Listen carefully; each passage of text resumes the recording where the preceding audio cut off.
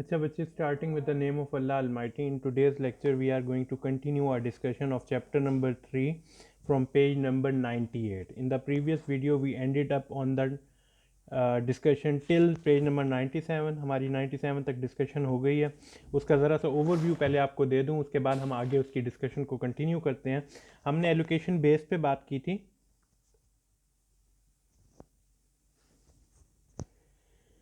Allocation base का concept क्या था कि pre determined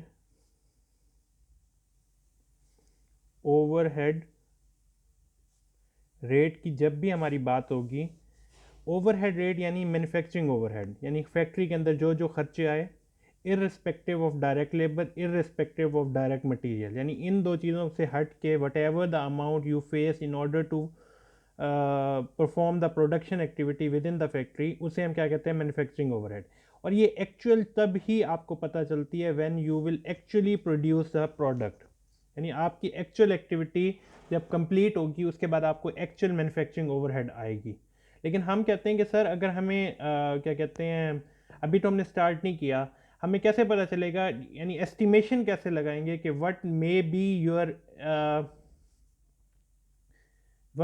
your manufacturing overhead, यानी हमें एक आइडिया तो होना चाहिए at the start of the production activity. आपकी प्रोडक्शन एक्टिविटी के स्टार्ट में आपको एक आइडिया होना चाहिए कि सर हमें पर यूनिट कितनी कॉस्ट पड़ेगी, पर लेबर आर कितनी कॉस्ट पड़ेगी, पर मशीन आर कितनी कॉस्ट पड़ेगी. तो हमें इसका आइडिया होना चाहिए. हमने इसके ऊपर क्या बात की कि वट एवर द रेट, अब आपको बता दें सर आपको $20 पर यूनिट पड़ेगी. उसके बाद आपसे पूछा जाए कि सर अगर हम 1000 यूनिट्स बनाएंगे तो कितनी कॉस्ट आएगी, तो हम क्या देते हैं कि सर आपको उस सूरत हाल में $20,000 की कॉस्ट आएगी. अब ये हमने क्या किया, यूनिट की बेसिस पे एलोकेशन, मतलब एक आइडिया क्रिएट कर लिया कि हमें टोटल मैन्युफैक्चरिंग ओवरहेड कितनी पड़ सकती है. एक्चुअल ये एक्चुअल क्या होगी, डिफरेंट होगी. क्यों? क्योंकि एक्चुअली आपने अभी एक्टिविटी परफॉर्म नहीं की, you just created an idea, estimation की हुई है, एस्टिमेटेड आपको वैल्यू मिल गई है. ठीक हो गया. अब हम इसी को हमने क्या किया था, टोटल मैन्युफैक्चरिंग कॉस्ट, आपकी total manufacturing cost divided by allocation base. Allocation base is basically the thing on which you are going to dependent for your production. आप जिस पे अपनी प्रोडक्शन रखना चाहते हैं, आपने यूनिट्स की बेसिस पे अपनी प्रोडक्शन करनी है. अब यहाँ पे ये निकल आएगा प्री डिटरमिन्ड रेट. आपका प्री डिटरमिन्ड रेट निकल आया. ठीक हो गया. अब प्री डिटरमिन्ड रेट निकालने के लिए आपने क्या किया, आपने क्या आइडिया किया, टोटल मैन्युफैक्चरिंग कॉस्ट आपकी कितनी आ रही है, फॉर एग्जांपल $20,000 आ रही है. ये एग्जांपल दे रहा हूँ, ये आपको एस्टिमेटेड या टोटल मैन्युफैक्चरिंग कॉस्ट क्वेश्चन में दी होगी. एलोकेशन बेस आपकी तीन चीज़ें हो सकती हैं, या तो यूनिट्स हो सकते हैं, या आपके डायरेक्ट लेबर हो सकती है, या डायरेक्ट लेबर आर्स, मतलब लेबर कितने घंटे काम कर रही है, या मशीन आर्स, जो आपकी फैक्ट्री के अंदर मशीन चल रही है वो कितने घंटे काम कर रही है. इन चीज़ों पे आपकी डिपेंडेंसी रहती है. जब यूनिट की बेसिस पे होगी, जैसे अभी हम एग्जांपल में कह रहा था कि फॉर एग्जांपल हमने 1000 यूनिट्स प्रोड्यूस करने हैं. ठीक है, ये 3000, ये 3000, 30 स्टिल कैंसिल हुए. $20 पर यूनिट आपका क्या आया, प्री डिटरमिन्ड रेट. अब ये आपको एक आइडिया मिल गया. आपसे आज पूछ लेते हैं अगर सर हम 2000 यूनिट्स बनाने लग जाएंगे तो फिर मैन्युफैक्चरिंग ओवरहेड क्या होगी. ठीक है, हम कह देंगे कि पर यूनिट रेट आपके कितना है, $20. तो उस सूरत हाल में $40,000 आपको क्या आएगा, मैन्युफैक्चरिंग ओवरहेड बियर करनी पड़ेगी. ठीक है. इसके अलावा जो मैंने और डिस्कशन की थी वो ये की थी कि इट इज़ नॉट कंपल्सरी कि हम हमेशा नंबर ऑफ यूनिट्स पे डिपेंड कर रहे हैं. हम कहते हैं कि लेबर कितने घंटे काम कर रही है, डायरेक्ट लेबर ने कितने घंटे काम करना है. अब आप कहेंगे कि सर लेट्स सपोज हम कहते हैं कि एक लेबर ने 10,000 आवर्स काम करना है. आप कहेंगे सर 10,000 आवर्स कैसे हो सकती है, एक फैक्ट्री में 1000 बंदा काम कर रहा है, अगर वो 10 घंटे भी काम करें तो आपके पास आराम से 10,000 आवर्स बन जाते हैं. ठीक है, तो ये 10,000 आवर्स आपकी लेबर ने काम किया. प्री डिटर्मिन्ड रेट आपने कैलकुलेट करना है on the basis of direct labour hours. तो आपके पास टोटल मैन्युफैक्चरिंग कॉस्ट जो आपको दी गई होगी वो लेट्स सपोज कहते हैं कि $20,000 है. ठीक है, और पर यूनिट या पर डायरेक्ट लेबर आर कितनी कॉस्ट आएगी?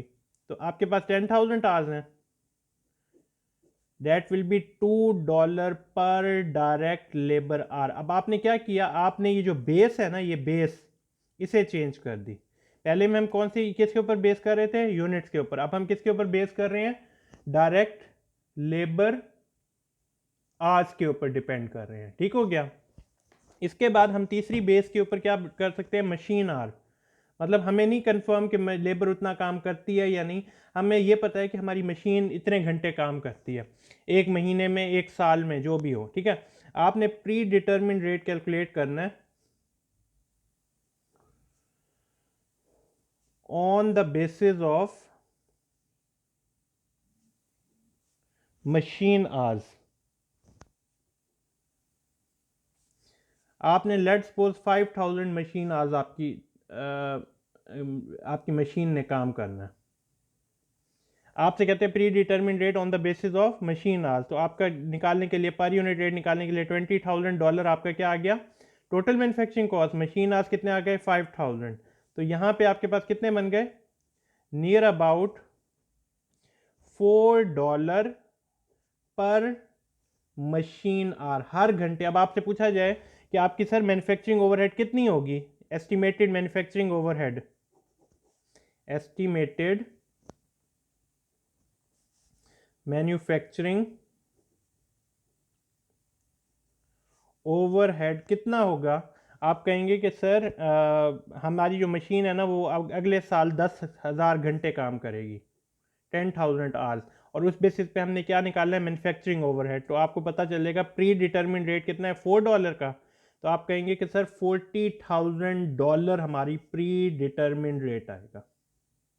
That was the end of discussion regarding the predetermined rate। हमने predetermined rate में डिवीजन वाला जो फैक्टर है, या डिनोमिनेटर जिसे हम कहते हैं, उसमें 3 फैक्टर्स डिस्कस किए हैं। एक यूनिट्स डिस्कस किए हैं, एक हमने डायरेक्ट लेबर आवर्स डिस्कस किए हैं, और एक मशीन आवर्स डिस्कस किए हैं। हमारी पूरी बुक के अंदर इन्हीं तीनों के ऊपर एक्टिविटी चल रही है।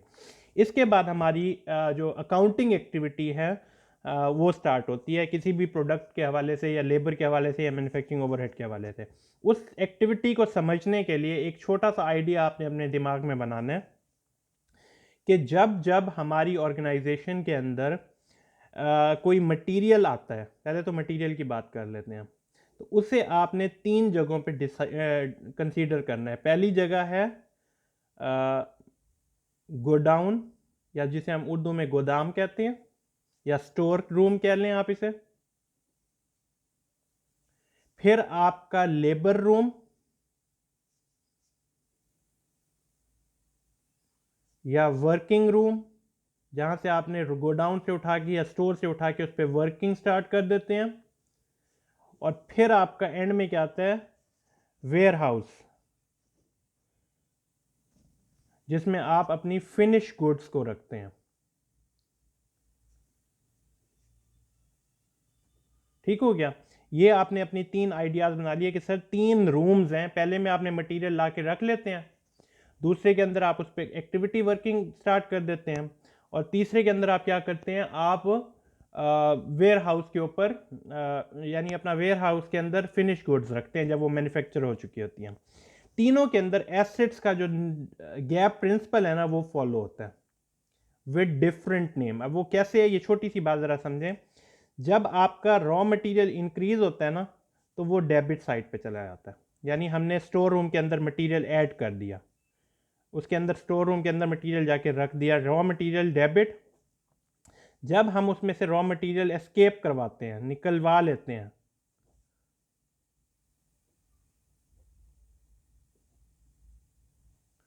यानी उठा के हम लेके चले जाते हैं वर्किंग रूम के अंदर या लेबर रूम के अंदर, वहां पे आपका रॉ मटेरियल क्या हो जाता है? क्रेडिट हो जाता है। अब ये बात जो थी, यही समझने वाली थी कि मुख्तलिफ एक्टिविटीज़ में बच्चे कंफ्यूज हो जाते हैं कि सर ये अभी रॉ मटेरियल डेबिट साइड में लिखा हुआ है, अभी ये क्रेडिट हो गया, ये क्या हुआ है? हमेशा याद रखो कि जब रॉ मटेरियल स्टोर रूम के अंदर आ रहा होगा तो वो डेबिट होगा, मतलब वहाँ पे हमने चीज़ें जाके रखनी। जब वहाँ स्टोर रूम से मटेरियल आप उसे वर्किंग में लेके आते हैं, तो वो रॉ मटेरियल क्या हो जाता है? क्रेडिट होता है। और वर्क इन प्रोसेस क्या हो जाता है? डेबिट हो जाता है। जब आप रॉ मटेरियल यहाँ से लेके स्टोर रूम में आ जाते हैं तब आपका वर्किंग प्रोसेस डेबिट हो जाता है। अब यहाँ पे ये आपका एसेट या मटेरियल क्या हो रहा है, डेबिट हो रहा है। डेबिट क्यों हो रहा है, क्योंकि यहाँ पे एडिशन हो रहा है, यहाँ से सब्ट्रैक्शन हो रही है, उठा के आप एक चीज़ एसेट्स उठा के दूसरे रूम में लेके आ रहे हैं, इस रूम से एसेट की कमी हो रही है तो वो क्रेडिट हो रहा है। एसेट का जब डिक्रीज होता है it will be in the credit side, और दूसरे रूम में उस एसेट का क्या है, एडिशन हो रहा है, तो वो कहाँ पे चला जाएगा, डेबिट साइड पे। तो वर्क इन प्रोसेस, अब यहाँ पे रॉ मटेरियल का वर्ड यूज किया था, यहाँ पे वर्क इन प्रोसेस का नाम यूज करना है। यहाँ रॉ मटेरियल का वर्क नहीं, sorry work in, raw material का वर्ड यूज नहीं करना, नाम यूज नहीं करना, यहाँ पे हमने उसे वर्क इन प्रोसेस का नाम यूज करना है। ठीक हो गया। उसके बाद यहाँ से जब एडिशन यानी सॉरी आपका मटेरियल यहाँ पे चला आता है फिनिश गुड्स में, तो वर्क इन प्रोसेस अब खत्म हो गया, क्योंकि उसके हमने खत्म कर दिया, हमने 100% कंप्लीट कर लिया अपनी प्रोडक्ट को। तो आपका वर्किंग प्रोसेस यहाँ पे कम हो गया, क्रेडिट हुआ, क्योंकि यहाँ से वो खत्म हो रहा है, खत्म हो गया, फिनिश गुड्स में कन्वर्ट हो गया। तो यहाँ से जब वो कम होता है और हम उससे वेयर हाउस में या फिनिश गुड रूम में या इवन यहाँ पे भी हम उसे गोडाउन का नाम इस्तेमाल कर सकते हैं, गोदाम के अंदर अपनी फिनिश गुड्स चीज़ें रखते हैं, तो यहाँ से जब वो कम होता है वो क्रेडिट हो जाता है and it will be debit in your finish goods. Finish goods आपकी क्या हो जाती हैं, डेबिट हो जाती है, में आपकी फिनिश गुड में इजाफा हो जाता है। यहाँ पे फिर वही फिनिश गुड क्या है, आपका एसेट, एसेट बढ़ है तो वो क्या हो रहा है, डेबिट साइड पे है। और जब जब हम अपने फिनिश गुड को सेल करते हैं तो हमारी फिनिश गुड्स क्या हो जाती हैं, डिक्रीज हो जाती हैं, और वो किस साइड पे आ जाएंगी, क्रेडिट साइड पे आएंगी। तमाम एसेट्स ही हैं, पहले एसेट्स रॉ फॉर्म में आया आपके पास तो वो डेबिट हुआ, जब रॉ फॉर्म से उठा के वर्किंग प्रोसेस रूम में आया तो वो क्रेडिट हो गया, फिर वर्किंग प्रोसेस रूम में वो डेबिट हुआ, जब वहाँ से उठा के फिनिश गुड में आया तो वो क्रेडिट हो गया, जब यहाँ से आके वो फिनिश गुड में आया तो वो डेबिट हो गया, जब यहाँ से उसकी डिक्रीज हुआ या उसे उठा के हमने सेल कर दिया तो हमारी सेल्स कहाँ पे चली जाएंगी, सॉरी हमारा फिनिश गुड क्या हो जाएगा, क्रेडिट हो जाएगा। ठीक हो गया, यहाँ तक आपकी एक्टिविटी, आपका जो प्रोसेस क्या है वो कंप्लीट हो गया। ठीक है, अब हमने क्या करना है, हमने इसकी एंट्रीज को डिस्कस करना है ऑन पेज नंबर 98। ठीक है, पेज नंबर 98 में उन्होंने हमें डिस्कशन दी हुई है। उन्होंने क्या, हमने परचेज किया रॉ मटेरियल, ठीक है, purchase of raw material and issue of material, purchase भी किया है और इशू भी कर दिया। इशू करने का मतलब क्या है कि स्टोर रूम से, ये दोबारा देख लें, इशू करने का मतलब क्या है, स्टोर रूम से वो चला गया वर्किंग प्रोसेस रूम में। इशू करने के लिए हमेशा यहाँ पे याद रखिएगा, आपको जब इशू की बात आएगी ना, वहां पे एक जो नॉर्मल एक्टिविटी होती है वो होता है material requisite form. Material requisite form क्या होता है, material requisite form is basically a statement जो कि एक लेबर उठा के आता है स्टोर कीपर के पास कि सर ये मटीरियल ना सुपरवाइजर ने मंगवाया है वर्किंग प्रोसेस में लेके जाने के लिए। तो स्टोर कीपर क्या होता है, वो मटीरियल रेक्विजिट फॉर्म अपने पास रख लेता है और मटीरियल उठा के दे देता है। ठीक है, ये नॉर्मल एक्टिविटी होती है। अब उन्होंने क्या आपको बताया, उन्होंने कहा on April 1 Ruger corporation had 7,000 in raw material, उनके पास 7,000 का रॉ मटेरियल था ऑन हैंड, यानी ये बिगनिंग रॉ मटेरियल है। अप्रैल 1 का मतलब क्या है, अभी स्टार्ट हुई है एक्टिविटी, तो बिगनिंग रॉ मटेरियल कितना है, 7,000 का। During the month the company purchase on account, on account का मतलब क्या है कि क्रेडिट पे परचेज किया, an additional 60,000 in raw material, the purchase is recorded in the entry. जब आपने 60,000 का मटेरियल परचेज किया तो सिंपल एक्टिविटी क्या है, रॉ मटेरियल आपका डेबिट 60,000 से, और आपका 60,000 का कैश क्या हो जाना चाहिए था, क्रेडिट होना चाहिए था। लेकिन sir we are not purchasing on cash, we are purchasing on credit, तो यहाँ पे अकाउंट पेबल क्या हो जाएगा, क्रेडिट हो जाएगा विद द सेम 60,000। यहाँ तक हो गई आपकी बात। इसके बाद उन्होंने क्या किया, issue of direct and indirect material. अब कुछ डायरेक्ट मटेरियल और इनडायरेक्ट मटेरियल, डायरेक्ट और इनडायरेक्ट मटेरियल में फ़र्क क्या है कि मटेरियल जो इस्तेमाल होना है, लकड़ी इस्तेमाल होनी है, ठीक है, लकड़ी यूज होनी है, wood will be use in order to manufacture a table, table बनाने के लिए लकड़ी इस्तेमाल होनी है। उसने कहा कि सर वो ऑयल भी साथ दे दीजिएगा, वो जिस प्लास से हमने ये लकड़ी का या कोई पेज टाइट करने हैं ना, उस प्लास को ऑयल की जरूरत है। अब oil will not be the part of your table, तो वो इनडायरेक्ट मटेरियल आ गया। और लकड़ी इटसेल्फ क्या है, डायरेक्ट मटेरियल आ गया। ठीक है, अब हम इस सूरत हाल में क्या बात कह सकते हैं, हम कह सकते हैं कि सर हमने जो एक एक्टिविटी की उसके अंदर हमारा कुछ ना कुछ डायरेक्ट मटेरियल था और कुछ ना कुछ इनडायरेक्ट मटेरियल था। हमारी डायरेक्ट मटेरियल भी इस्तेमाल हुआ है और हमारा इनडायरेक्ट मटेरियल भी इस्तेमाल हुआ है। तो हमने दोनों की रिक्विजिट फॉर्म में लिखा नाम और हम पहुंच गए अपने स्टोर कीपर के पास कि सर हमें ये चीज़ चाहिए। ठीक हो गया। जब स्टोर कीपर ने आपको मटेरियल उठा के दिया, ठीक है, जब स्टोर कीपर ने आपको वो मटेरियल उठा के दिया, अब याद रखिएगा डायरेक्ट मटेरियल में इजाफा हुआ है ना, डायरेक्ट मटेरियल, ये वही वाली बात है कि स्टोर रूम से मटेरियल किस साइड पे चला जाएगा, वर्किंग रूम में या लेबर रूम में। यहां पे आपका मटेरियल क्या हो गया, यहां पे आपका रॉ मटेरियल क्या हो गया, डिक्रीज हुआ तो वो क्रेडिट चला गया। यहां पे वर्क इन प्रोसेस मटेरियल यानी मटेरियल जो आपका बढ़ गया है वो डेबिट हो गया। अब मटेरियल जो है ना, डायरेक्ट मटेरियल, उसके लिए इस्तेमाल होता है वर्किंग प्रोसेस का वर्ड, और जो इनडायरेक्ट मटेरियल होता है ना उसके लिए इस्तेमाल होता है मैन्युफैक्चरिंग ओवरहेड का वर्ड। ये याद रखिएगा, ये पॉइंट समझ आने वाला है। रॉ मटेरियल के लिए इस्तेमाल होता है वर्क इन प्रोसेस का वर्ड, और इनडायरेक्ट मटेरियल उसके लिए मैन्युफैक्चरिंग ओवरहेड का वर्ड इस्तेमाल होता है। जैसे जैसे वो बढ़ेंगे, क्योंकि वो तो इस रॉ मटेरियल स्टोर रूम से वो कम हो रहे हैं और वर्किंग प्रोसेस वर्किंग रूम में वो क्या हो रहा है, एडिशन हो रही है, तो वो वहाँ पे बढ़ने पे क्या हो जाएंगे, डेबिट साइड पे चले जाएंगे। ठीक है, तो वो ये भी डेबिट हो जाएगा, ये भी डेबिट हो जाएगा। अब एक्टिविटी पढ़ते हैं, उन्होंने क्या कहा, उन्होंने कहा ड्यूरिंग अप्रैल के दौरान 52,000 in raw material were requisitioned from the storeroom for use in production. These raw material included 50,000 of direct and 2,000 of indirect. उन्होंने कहा 52,000 का रॉ मटेरियल लिया जिसमें 50,000 डायरेक्ट पर्पस के लिए था। डायरेक्ट का मतलब क्या है, work in process. 2,000 indirect material था, यानी वो मैन्युफैक्चरिंग ओवरहेड के लिए हुआ है। एंट्री उसे किस तरह रिकॉर्ड करेंगे। टोटल रॉ मटेरियल आपका कितना डिक्रीज हुआ इस स्टोर रूम से, रॉ मटेरियल डिक्रीज होने पे एसेट है, एसेट डिक्रीज होने पे कहां पे चला जाएगा, क्रेडिट साइड पे चला जाएगा विद 52,000। और वर्क इन प्रोसेस मटेरियल जो कि हमारा डायरेक्ट मटेरियल है वो बढ़ गया है, किसके अंदर बढ़ गया, वर्किंग रूम के अंदर। वर्किंग प्रोसेस मटेरियल आपका बढ़ गया, बढ़ने पे वो कहां पे गया, डेबिट साइड पे।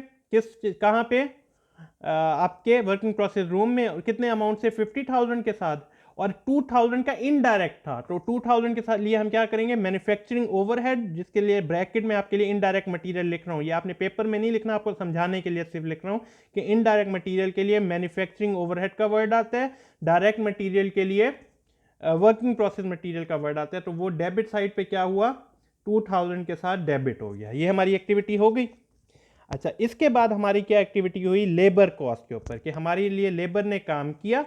अब लेबर में भी दो किस्म की लेबर है, एक डायरेक्ट लेबर है जिसमें जो असल बंदा जो हमारे लिए प्रोडक्शन की एक्टिविटी कर रहा होता है, और दूसरा कौन सा होता है, इनडायरेक्ट लेबर, जिसमें हमारा सुपरवाइजर आ जाता है, जिसमें हमारा सिक्योरिटी गार्ड आता है, जो एक्चुअली काम नहीं कर रहे लेकिन कंपनी के लिए उनकी ज़रूरत लाजमी है। ठीक है, अब आपने याद रखना है कि जब आपका डायरेक्ट लेबर काम करेगी वो फिर वही वर्किंग प्रोसेस में आएगा, और जब आपका इनडायरेक्ट मटीरियल इनडायरेक्ट लेबर काम करेगी, सुपरवाइजर काम करेगा, वो मैन्युफैक्चरिंग ओवर में आएगा।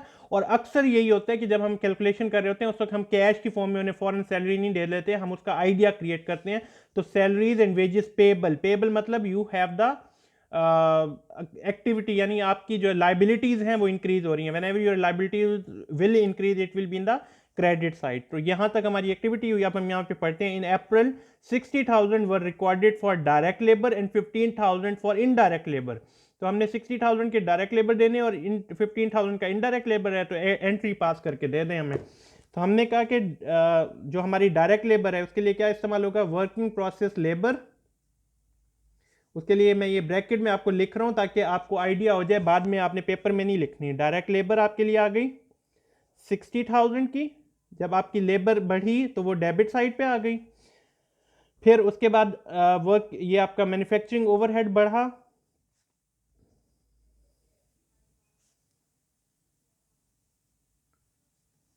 $15,000 से, फिर वो डेबिट हो गया। और सैलरीज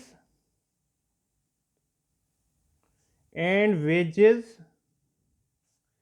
पेबल क्रेडिट विथ 75,000। ठीक हो गया, आपकी ये लाइबिलिटी बढ़ गई, लाइबिलिटी बढ़ने पे 75,000, ये मैन्युफैक्चरिंग ओवरहेड आपका इनडायरेक्ट लेबर के लिए आ रहा है 15,000 का, वर्किंग प्रोसेस 60,000 का। अब आपके पास आएगा कि सर मटेरियल इस रूम में मटेरियल के बढ़ने पे तो वो डेबिट हुआ था, वो तो हमें समझ आ रही है, लेकिन इनके बढ़ने पे ये क्यों आ रहा है? एक्चुअली हमारे लिए क्या है, एक्सपेंस बढ़ रहा है। एक्सपेंस बढ़ने पे कहाँ पे जाता है? डेबिट साइड पे।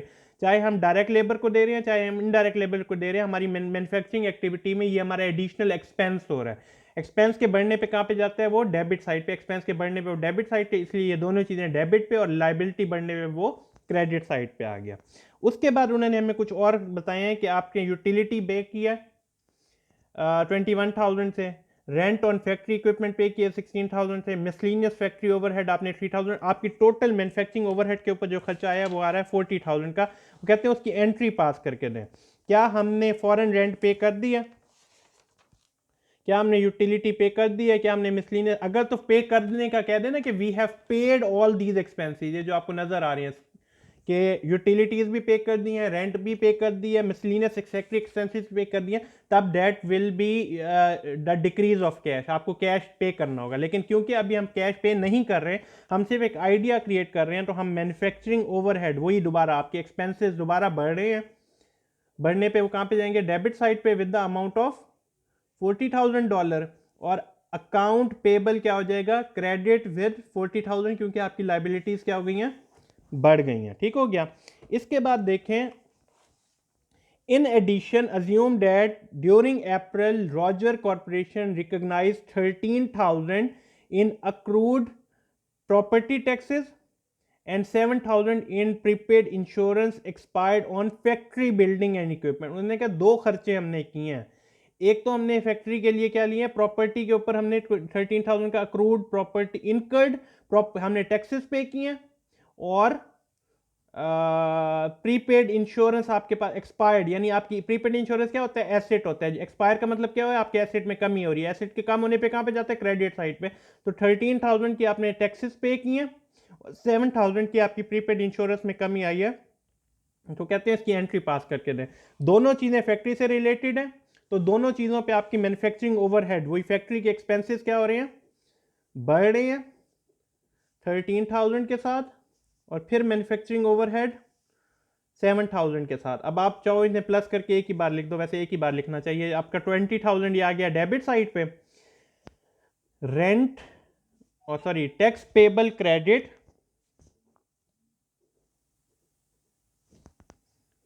with 13,000 and prepaid insurance credit with 7,000। तो ये इस तरह आपकी ये एक्टिविटी हो गई। इसके बाद हमारे पास वो कहते हैं कि एक्यूमुलेटेड डेप्रिसिएशन, आपकी मैन्युफैक्चरिंग ओवरहेड में एक्यूमुलेटेड डेप्रिसिएशन क्या है कि कोई फैक्ट्री की बिल्डिंग के ऊपर ना डेप्रिसिएशन हुई है 18,000 की, ठीक है। Accumulated depreciation debit, accumulated depreciation credit, आपने पहले एंट्री ये बात समझी हुई है कि डेप्रिसिएशन के बढ़ने पे डेप्रिसिएशन इज एन एक्सपेंस, बढ़ने पे वो डेबिट होता है, एक्यूमुलेटेड डेप्रिसिएशन क्रेडिट हो जाता है। तो उन्होंने कहा 18,000 की डेप्रिसिएशन आपकी क्या हुई है, फैक्ट्री की 18,000 की डेप्रिसिएशन बढ़ गई है, और एक्यूमुलेटेड डेप्रिसिएशन क्या हो गई है? क्रेडिट हो गई। अब आपने क्या करना है, यहाँ पे डेप्रिसिएशन डेबिट और accumulated depreciation credit with 18,000 and 18,000 लिखना है। लेकिन हम कहेंगे डेप्रिसिएशन का वर्ड नहीं आएगा, क्योंकि ये फैक्ट्री से रिलेटेड है, तो यहाँ पे इसके लिए हम दूसरा वर्ड यूज करेंगे, मैन्युफैक्चरिंग ओवरहेड। यानी आपने डेप्रिसिएशन डेबिट लिखनी है, वो एक्सपेंस है फैक्ट्री का है, क्योंकि फैक्ट्री का है, उसे हम मैन्युफैक्चरिंग ओवरहेड कर देंगे, और एक्यूमुलेटेड डेप्रिसिएशन जो नॉर्मल इसकी एंट्री होती है वो क्रेडिट विद सेम 18,000। इसके बाद इंशाल्लाह हम अप्लाइंग मैन्युफैक्चरिंग ओवरहेड डिस्कस करते हैं in the next video. Till then अल्लाह हाफिज।